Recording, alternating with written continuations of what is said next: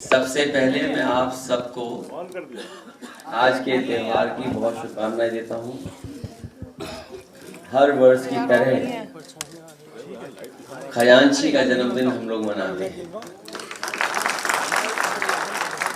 थोड़ी तारीख इधर उधर हो गई है क्योंकि मध्य प्रदेश के चुनाव की वजह से जिस तारीख में हम लोग जन्मदिन मनाते हैं उस दिन नहीं मना पा रहे हैं। आज त्योहार भी है और आज ही हमने मान लिया खजांची का जन्मदिन भी है।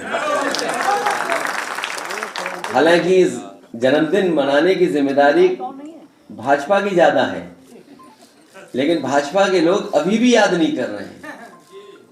इतने वर्षों के बाद भी नोटबंदी जो उन्होंने बातें रखी थी कि नोटबंदी से ये लाभ मिलेगा, नोटबंदी का ये परिणाम होगा, हमारी अर्थव्यवस्था ऐसे घूम जाएगी या गरीबों की जेब में इतना पैसा पहुंच जाएगा, और जो बड़ी बड़ी बातें कि आतंकवाद खत्म हो जाएगा, भ्रष्टाचार खत्म हो जाएगा। लेकिन पिछले इतने वर्षों के बाद भी अगर हम उनके कार्यकाल का आकलन करें तो कहीं ना कहीं नोटबंदी करके सोची समझी रणनीति के तहत ये लिया हुआ फैसला है। क्योंकि जो आंकड़े बताते हैं और समय समय पे जो चीजें सामने आती हैं, लगभग 15 लाख करोड़ रुपए कॉरपोरेट लॉस, कॉरपोरेट फ्रॉड की वजह से जो नुकसान हुआ था नोटबंदी के माध्यम से, मुझे लगता है कि उसकी भरपाई की गई है। 15 लाख करोड़ जो कॉरपोरेट फ्रॉड, कॉरपोरेट लॉस, जिससे हमारी बैंकें, हमारी अर्थव्यवस्था डूब जाती, उसकी भरपाई के लिए नोटबंदी की गई।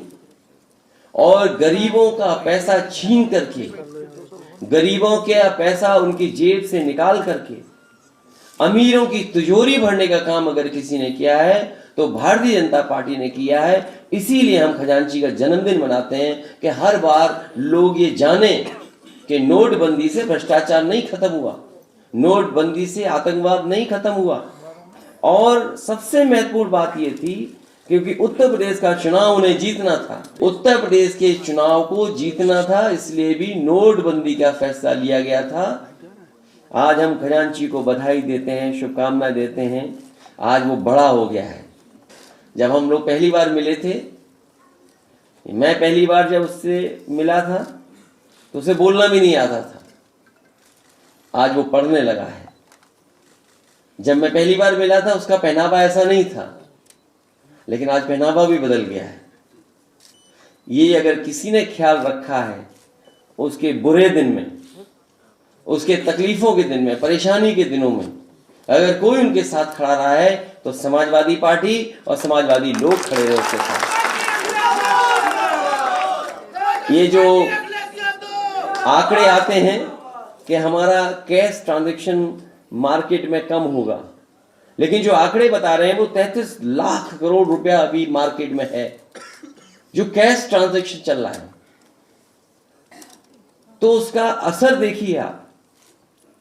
बीजेपी हो सकता है कह दे कि अर्थव्यवस्था बेहतर हो गई, लेकिन जो उन्होंने सपना दिखाया था डिजिटल ट्रांजैक्शन का, आज लोग वो आंकड़े कुछ भी बोले, लेकिन अगर 33 लाख आंकड़े का ये जो कैश ट्रांजैक्शन चल रहा है तो इसका मतलब ये है कि लोग लेन देन कैश में ज्यादा कर रहे हैं। और ज्यादातर जहां 18% जीएसटी है वहां तो जरूर लेन देन कैश से ही हो रहा है। जमीनों का खरीदारी भी कैश से ही हो रही है आजकल, और उसका उदाहरण है अयोध्या, उदाहरण है। आज भी बीजेपी से पूछिए कि किन किन लोगों की रजिस्ट्रियां हुई हैं, वो बताने के लिए तैयार नहीं है। क्योंकि सबसे ज्यादा रजिस्ट्रियां अगर किसी ने की हैं तो बीजेपी के लोगों ने कराई। वो आपको समय याद होगा जिस समय हमने किस तरह की लूट भ्रष्टाचार देखा था कि कुछ ही मिनटों में, कुछ ही समय में रजिस्ट्री इधर से उधर हो गई और कितना मुनाफा किसी ने कमा लिया।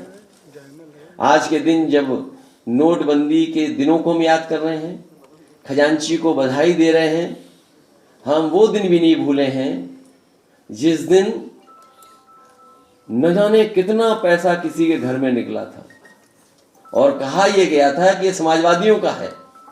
तो इसलिए मैं बीजेपी से कहूँगा कम से कम जो पैसा हमारा बताया था हम समाजवादियों को वापस कर दो, हमें बहुत ज़रूरत है। वो कानपुर में इत्र व्यापारी के घर पर, अरे पत्रकार साथियों इसमें तो आप मदद करो, क्योंकि खबर आप ही ने चलाई थी कि ये समाजवादियों का पैसा है। तो हम आपसे भी निवेदन अपील करेंगे आज के दिन, शुभ दिन के दिन, कि बीजेपी वालों से कम वो पैसा तो वापस दिलवाओ, हम समाजवादियों को बड़ी जरूरत है उसकी। अभी कुछ अग्निवीर कितने नौजवानों ने आंदोलन कर करके न जाने कैसा क्या क्या कहा अग्निवीर जैसी व्यवस्था को, लेकिन सरकार ये जानती है, बीजेपी के लोग जानते हैं कि गरीबी का लाभ कैसे उठाया जाता है। उन्होंने गरीबी का लाभ उठाने के लिए अग्निवीर व्यवस्था खत्म नहीं की, अग्निवीर को चालू रखा। मैं अपने नौजवानों से भी कहता हूं कि जब भी समाजवादियों को मौका मिलेगा, और 24 का चुनाव आने जा रहा है, समाजवादी पार्टी के घोषणा पत्र में सबसे पहले यही होगा कि अग्निवीर को खत्म किया जाएगा और पहले जैसी जो पक्की नौकरी थी उसको देने का काम होगा। आदरणीय आजम खान साहब का स्कूल छीन लिया आपने, आप पढ़ाई पे ताला लगाना चाहते हैं, समाजवादी पार्टी भी कार्यालय का बंद कर दिया आपने। ये सब समाजवादी लोग देख रहे हैं, आप हमारे भी ताला लगाइए, ताले का मार्केट थोड़ी खत्म हो जाएगा, ताले बनना बंद थोड़ी हो जाएंगे, और सरकारें किस दिन चलेंगी।